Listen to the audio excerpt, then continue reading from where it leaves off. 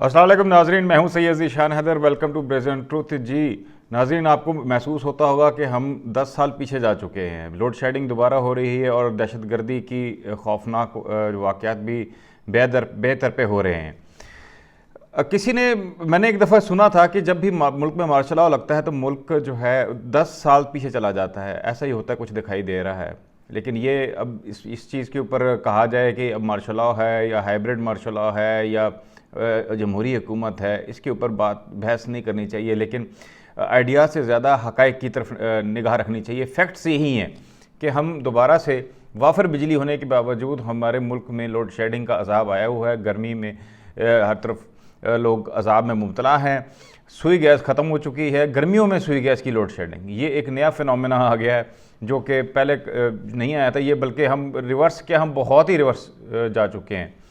تو ایسا محسوس ہوتا ہے کہ ہم شاید اتنا پیچھے جا چکے ہیں کہ ہم 90 کی دہائی میں پہنچ چکے ہیں۔ حالات پھر ویسے ہی تقریباً ہوئے جا رہے ہیں۔ ارلی 90s کے اندر جب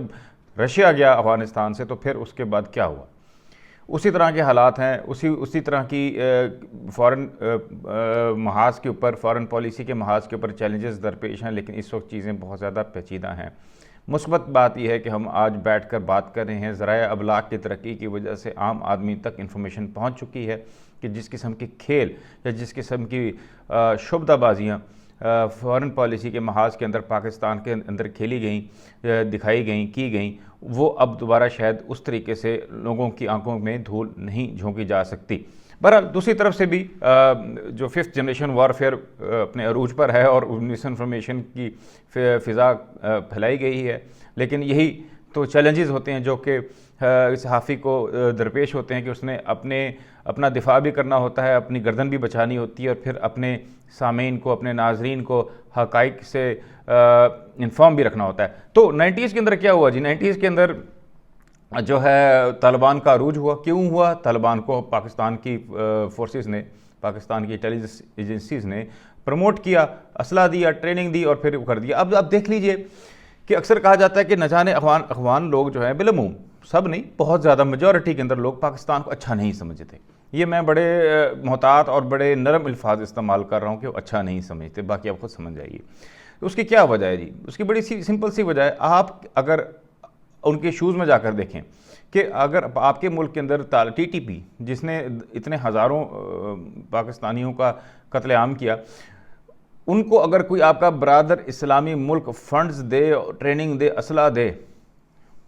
ٹھیک ہے، اور پھر وہ اسلام آباد پر قبضہ کر لیں اور پھر اپنی حکومت رٹ قائم کر دیں اور اپنے قوانین آپ پہ مسلط کر دیں، تو ویسے برادر اسلامی ملک کے بارے میں آپ کے کیا خیالات ہوں؟ 90 کی دہائی کے اندر طالبان اسی طرح گئے، ان کے پاس اسلحہ بھی وافر تھا، ٹریننگ بھی تھی، اور ان کے پاس پوری طرح سپورٹ حاصل تھی پاکستان کی اسٹیبلشمنٹ کی۔ یہاں پہ ایک چیز ذکر کرنے بڑا ضروری ہے کہ جو اسٹوڈنٹس جو ہیں، جو اتنے آگاہ نہیں ہیں پاکستان کی زمینی حقائق سے، اور وہ جاننا چاہتے ہیں کہ 90 میں ایسے کیسے ہو گیا۔ اس وقت تو جمہوری حکومت تھی، تو جمہوری حکومت کتنی ایک فارن پالیسی پر اس کا عمل درآمد تھا، یہ تھوڑا سا میں آپ کو ایکسپلین کر دوں۔ محترمہ بے نظیر بھٹو کو ہر شخص جو کہ تھوڑے سے سیاست سے یا ان کی شخصیت سے واقف ہے، کہ وہ جانتا ہے کہ وہ لیفٹ کی پولیٹکس کرتی تھیں، اور پیپلز پارٹی ہمیشہ سے لیفٹ کی پولیٹکس کرتی آئی ہے، اور وہ آسان الفاظ میں کہوں پروگریسو ماڈرن قسم کی خاتون تھیں۔ انہوں پاکستان کو ماڈرنائزیشن کی طرف لینا چاہتے تھیں۔ وہ کبھی بھی طالبان جیسے ایڈونچر کو سپورٹ نہیں کر سکتی۔ وہ خاتون ہیں، وہ وزیر اعظم ہیں۔ جب کارگل کے بارے میں ان کو بریفنگ دی گئی تو انہوں نے اس وقت جو بریفنگ دے رہے تھے ان کو، پرویز مشرف صاحب، جب وہ وزیر اعظم تھیں محترمہ، تو انہوں نے اتنے سوالات کیے کہ مشرف صاحب کو پسینے آ گئے اور وہ لاجواب ہو گئے، اور پھر یہ کارگل کا ایڈونچر جو ہے وہ نہ کر سکے۔ اتنا تو انہوں نے کر لیا، لیکن یہ جو ہے، اور اس 90s کے اندر جب عروج ہوا، ارلی 90s کے اندر،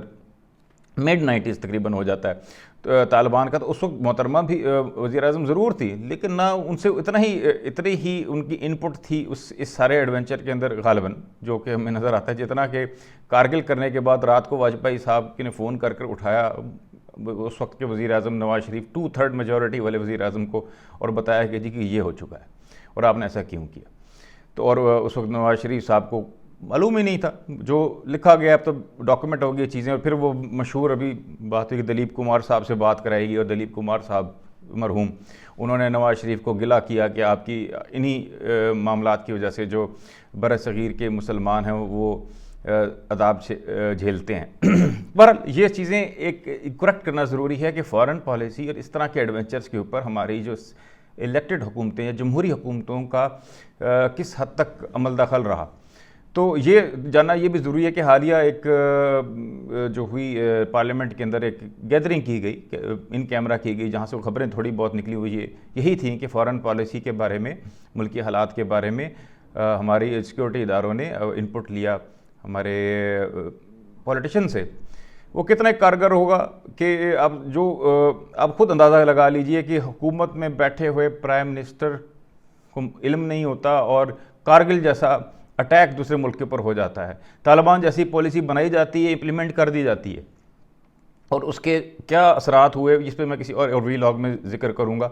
کہ طالبان بنانے کے ایڈونچر کے کیا کیا نقصانات نہ صرف پاکستان کو، نہ صرف افغانستان کو، پوری دنیا بلکہ پورے مسلط امہ اور پورے انسانوں کو ہوئے، وہ جو ہے اس پہ بات کی جا سکتی ہے۔ ایک آئیڈیا ہے، اس پہ جو ہے کاؤنٹر آرگومنٹ بھی ہے کہ نہیں جی نقصانات نہیں ہوئے بلکہ یہ نیچرل تھا اور اچھا ہے۔ دونوں طرف کی چیزوں کو ڈسکس کرنا چاہیے، اس دونوں طرف بات کریں گے، دونوں چیزوں کو پروز اینڈ کونس دونوں کو ڈسکس کریں گے۔ بہرحال تو ابھی سمجھنے کی بات یہ ہے کہ اس وقت پھر وہی حالات ہو چکے ہیں، اور کیونکہ وہاں پر افغانستان کے اندر خانہ جنگی کے ہونی ہی ہے، تو اس میں ایک اور بات میں جو میری بڑی انٹرسٹنگ میری نظر سے گزری کہ طیب اردگان بہت بھولے لگے مجھے۔ انہوں نے کہا کہ طالبان ایسے بیہیو کرتے ہیں جیسے کسی مسلمان سے نہیں کرتا، تو ان کی سادگی پہ بندہ کیا کہے کہ آپ یہ سوچئے کہ طالبان نے جن کو مار کر قبضہ کیا افغانستان پہ، کیا وہ کفار تھے، کیا وہ یہودی تھے، کیا وہ عیسائی تھے، کیا وہ ہندو تھے، وہ کون تھے؟ وہی مسلمان تھے، انہی میں سے تھے، انہی کے ساتھ ماس کلنگ کی، انہی کو تلوار کی زور پہ، اسلحے کی زور پہ، کلاشنکوف کے زور پہ انہوں نے اٹھا کے باہر پھینکا، اور اس وقت کے وزیر اعظم کو تھوڑا سا جو آپ کو ضرورت ہے سامعین اکرام، آپ کو تھوڑا سا گوگل کر لیجئے، تو اس وقت وزیر اعظم کو نجیب غالباً ان کا نام تھا، ان کو پھانسی دی گئی اور پھر کابل کی سڑکوں پہ اس کی لاش کو گھسیٹا گیا۔ تو یہ مسلمان ایسے نہیں کرتے، یہ کیسے کرتے ہیں؟ بہرحال میرے خیال سے وہ بھی طیب اردگان صاحب بھی ہمارے وزیر اعظم کی طرح شاید کسی خوابوں کی دنیا میں رہتے ہیں، یا ہو سکتا ہے ان کا کوئی سیاسی مقصد ہو اس بات کا، کیونکہ وہ چاہتے ہیں، ان کا خیال تھا کہ وہ اب کنٹرول سنبھالیں گے کابل کا اور وہاں پر ایس ایچ او کا کام کریں گے، لیکن شاید ایسا نہیں ہونے جا رہا۔ پیسے اچھے خاصے انہوں نے ڈیمانڈ بھی کیے ہیں امریکہ سے اپنی پالیسنگ کے۔ بہرحال اس وقت جو پاکستان کے لیے ضروری ہے، آپ کے لیے ضروری ہے کہ آپ کو معلوم ہونا چاہیے کہ اس بار ہم نے وہ غلطی دہرانے نہیں دینی۔ ہم نے بہت زیادہ اس کی قیمت ادا کر چکے ہیں دوسرے ممالک کے اندر دخل اندازی سے۔ ہمارے بارڈر موجود ہے، ہماری 6 لاکھ کی فوج کس کام کی ہے اگر ہم اپنا بارڈر کو پروٹیکٹ نہیں کر سکتے؟ ہم بالکل کر سکتے ہیں۔ ہمارے سیکورٹی فورسز بہت قابل ہیں، بہت ویل ٹرینڈ اور ویل اکوپڈ ہیں، ان کے پاس کسی چیز کی کمی نہیں، نہ اسلحے میں، نہ ٹریننگ میں، نہ اکوپمنٹ میں، اور وہ آسانی سے ہمارے جو ڈیورنٹ لائن جو اس کو کہتے ہیں، جو ہمارا بارڈر ہے افغانستان، اس کو ہم کنٹرول کر سکتے ہیں، اور کسی بھی صورت میں ریفیوجیز کوئی بھی بہانہ بنا کر یہاں نہیں آنے چاہیے۔ اگر ایسا ہم کرنے بھی کامیاب ہو سکتے ہیں تو ہو سکتا ہے کہ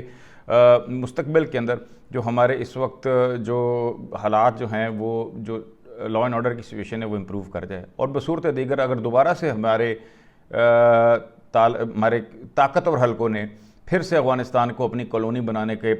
ایجنڈے کے اوپر، جیسے کہ 90 کی دہائی میں انہوں نے کیا، وہ میں پھر ایک اور ویلاگ میں بتاؤں گا کہ جو انہوں نے کیا اس کے بعد کیا کیا ہوا، کیسے پلینز اغوا ہوئے، کیسے القاعدہ آئی، وہ اس پہ بھی بات کی جائے گی۔ لیکن اس وقت اتنا ہی کہنا کافی ہے کہ اگر ہم نے اپنے ملک کو صحیح سمت میں لے کے جانا ہے تو پھر ہمارے جو یہ ایک پازیٹیو ایک اور چیز ہے وہ بھی ڈسکس کرنا ضروری ہے کہ ہمارے موجودہ وزیر اعظم نے بڑا اچھا بیان دیا کہ ہم بالکل کسی قسم کی انٹرفیئرنس افغانستان میں نہیں کریں گے، اور یہ بالکل اس کے خلاف ہے جیسے کہ سابقہ بڑے طاقتور وزراء اعظم گزرے ہیں، محترمہ جیسا کہ میں نے ذکر کیا، ان کے زمانے میں طالبان کو بنایا گیا، اور انہی کے زمانے کے اندر انہی کی حکومت میں طالبان جو ہے وہ